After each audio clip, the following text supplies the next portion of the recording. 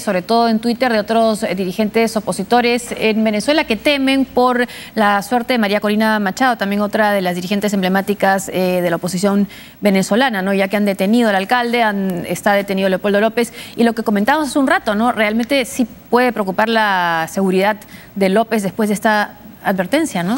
Bueno, se dice que había un intento de asesinato o había un plan de asesinato en su contra, y justo cuando se hace público este plan ocurre un motín en la prisión en la que él está recluido, lo cual efectivamente hace temer por su seguridad, ¿no? Sobre todo porque claramente no se están respetando en el juicio que se le sigue las normas de debido proceso. Lo dice el Consejo de Seguridad de Naciones Unidas, una entidad que difícilmente puede ser considerada una entidad sesgada contra el gobierno venezolano. Por ejemplo, el gobierno israelí acusa constantemente de un sesgo en su contra a esta entidad, y el gobierno israelí y el venezolano son si acaso rivales, ¿no? Entonces, digamos, lo cual probablemente pruebe que el Consejo no tiene tal sesgo. La otra cuestión es que, digamos, la Constitución dice, por ejemplo, en cuanto a normas de debido proceso, que los juicios en Venezuela son públicos. Y este ha sido reservado. Y este ha sido reservado, que el único límite al acceso al lugar de la audiencia es el cupo que puede haber, y sin embargo no se permite el ingreso de periodistas, virtualmente no se permite el ingreso de público, salvo los familiares directos, que tampoco pueden grabar las audiencias. Claro, con la tecnología que hay podría ser una cámara en todo caso, ¿no? Ahora, ¿cómo si es que se puede entender? ¿Cuál es la lógica? ¿En qué lógica empiezan a trabajar o a pensar regímenes autoritarios como el venezolano en situaciones como esta, ¿no? En la que hay una crisis económica grave, hay una crisis política, y lejos de tender puentes, más bien detienen a opositores? Una posibilidad es que precisamente porque están perdiendo apoyo y porque según las encuestas perdieron ya la mayoría, digamos, el nivel de aprobación de Maduro fluctúa entre un 20 y un 25%, ¿no? Con ese nivel de aprobación y sin perspectivas de recuperación económica para la segunda mitad del año, que es cuando están programadas las elecciones para el Congreso, lo más probable es que una elección competitiva, quiero decir, o sea, donde si bien el gobierno utiliza recursos públicos para hacer campaña, no roba votos, ¿no? Sí. El gobierno venezolano... O sea, el fraude no es en la mesa ni en las ánforas. No hay fraude en ese sentido del término, sin duda. Sí hay uso de fondos públicos para campaña, para hacer campaña oficial, cadenas nacionales, para hostigar a la oposición. Pero aún en esas circunstancias, con el nivel de deterioro de la economía y sin perspectivas de recuperación, probablemente el gobierno perdería una elección competitiva en el sentido de que los votos emitidos mal que bien son respetados. Como lo que pasó con Capriles, que ganó por muy poco, ¿no?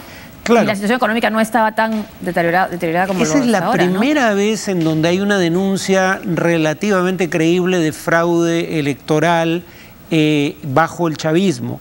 Pero precisamente lo interesante ahí es que si hubo algún nivel de manipulación de votos fue menor, porque la diferencia de la que hablábamos era de alrededor de 1%. Sí. Pero ahora estamos hablando de la posibilidad de una derrota significativa, claro. Y robar 20% de los votos sí es algo que sería fácilmente detectable, ¿no? Claro, y no tendría el aval internacional. Claro, entonces la otra forma de evitar una derrota es empezar a reprimir a sectores de la oposición, particularmente dirigentes. Tener a los posibles candidatos presos.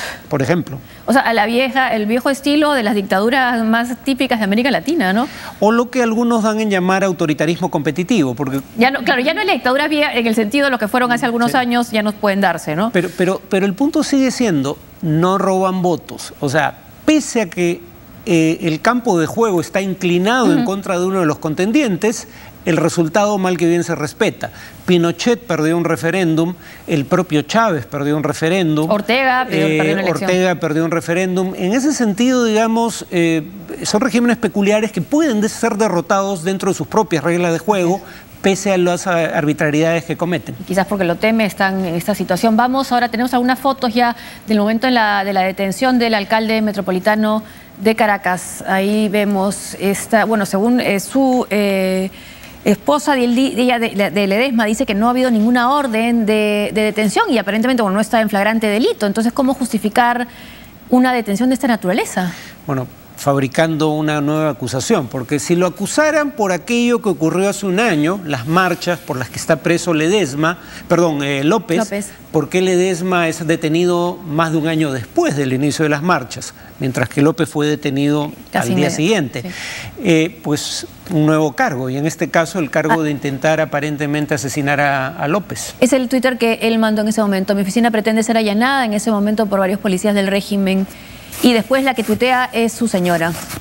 Ella es la que dice, no estoy tuiteando por él, ¿no? Sin orden de allanamiento detiene al alcalde Ledesma, lo agreden y disparan 9 meses en la calle funcionarios del SEBIN. Ahora, dicho todo esto, yo sigo creyendo que López equivoca la estrategia, ¿no? Al plantear el tema de la salida del presidente por vías que no son constitucionales. Intentaron forzar su salida movilizándose en las calles, no lo consiguieron y ahora le piden lo que no va a ocurrir, que es una renuncia voluntaria al cargo. En ese sentido me parece más inteligente la estrategia de Capriles, que es aprovechar el deterioro económico para ganarle dentro de las propias reglas de juego del régimen, ganar las elecciones para el Parlamento en la segunda mitad del año y convocar ahí sí un referéndum revocatorio el próximo año, en donde podría ser revocado el cargo de presidente dentro de las normas de la propia Constitución venezolana. Vamos ahora con otras noticias, estaremos pendientes a más información sobre Venezuela. También es muy difícil conseguir información de alguna manera imparcial, ¿no? Por la situación propia de los medios en Venezuela.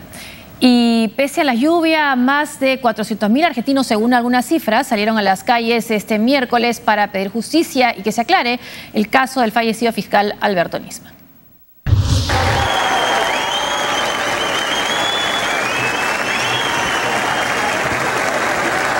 Silencios y aplausos en medio del viento y la lluvia. Ese es el homenaje que han rendido decenas de miles de personas en Buenos Aires a la figura de Alberto Nisman, el fiscal que murió el 18 de enero, 4 días después de denunciar a la presidenta. Las previsiones meteorológicas auguraban tormenta y muchos llegaron provistos de paraguas. Otros buscaron refugios en portales o debajo de los árboles. El resultado fue que en medio de todas las acusaciones e insultos vertidos en el país, desde la muerte de Nisman, después de un mes cargado de insultos, acusaciones, reproches y críticas, se impulsó el silencio. El silencio estruendoso de decenas de miles de personas caminando muy lentamente, bajo la lluvia. En Buenos Aires marcharon unas 400.000 personas, según informó la Policía Metropolitana. Y entre el resto de ciudades argentinas como Córdoba, Santa Fe, Mar del Plata y Rosario, sumaron otras 100.000. En el país no se recordaban unas concentraciones tan multitudinarias desde los cacerolazos de septiembre de 2012. El día de ayer hemos observado en la movilización que uno de los reclamos teóricamente estaba asociado a una justicia independiente. Y es muy importante remarcar que la justicia es absolutamente independiente en la República Argentina del poder político. Lo que no es independiente la justicia en la República Argentina es de las corporaciones, que influyen de un modo directo e indirecto, con el objetivo de perturbar el funcionamiento normal de las instituciones de la República, pretendiendo soslayar la voluntad popular. La marcha fue convocada por 5 fiscales como homenaje al compañero fallecido, cuando se cumplía un mes de su muerte. Era un hecho inaudito. El Poder Judicial o parte de él jamás había convocado una marcha a lo largo de las últimas 3 décadas de democracia argentina. Los principales líderes de la oposición se sumaron de inmediato a la iniciativa, pero el gobierno vio en ella un intento de desestabilización, una forma sucia de hacer política con el pretexto de rendir homenaje al fiscal muerto. Para muchos, la manifestación mostró la imagen perfecta de la división social que sufre Argentina en los últimos años. Me pregunta por qué nosotros manifestamos si existe algún tipo de desestabilización y yo le digo que sí, que hay vocación de desestabilizar, porque inclusive algunos de nuestros ministros se lo ha expresado, algunos de esos fiscales que organizaron la marcha del día de ayer. Entonces tenemos la obligación de hacerlo conocer, no porque tengamos miedo, ni porque nos preocupe. Creo que el pueblo tiene que saber que estas cosas suceden en cabeza de esta gente, que poco afecto tiene al trabajo, que poco afecto tiene a hacer las cosas en serio y que tiene mucho desprecio por gobiernos constitucionales que no sean aquellos que los han favorecido históricamente. Por su parte, Cristina Fernández pidió no trasladar al país conflictos que no son propios y subrayó que su gobierno no permitirá que le marquen la cancha, es decir, que lo condicionen, durante un acto en el que evitó referirse a la marcha en memoria del fiscal Alberto Nisman. Es un mundo de interés Quieren que unos estén subordinados y que se enfrenten con gobiernos como este que no permiten que nadie les marque la cancha, dijo Fernández en un acto transmitido por cadena nacional, horas antes de una movilización convocada para pedir justicia tras la muerte de Nisman, quien fue hallado con un tiro en la sien días después de denunciarla por encubrimiento terrorista. La presidenta se refirió a las cartas que la Cancillería entregó este martes a los gobiernos de Estados Unidos e Israel para expresar preocupación por las divergencias de ambos países en las negociaciones nucleares con Irán y de pedir que se incluya en el diálogo el atentado contra la mutual judía AMIA, ocurrido en Argentina en 1994 y en el que murieron 85 personas. Bueno, las cifras varían, ¿no? Algunas fuentes más bien oficiales dicen que son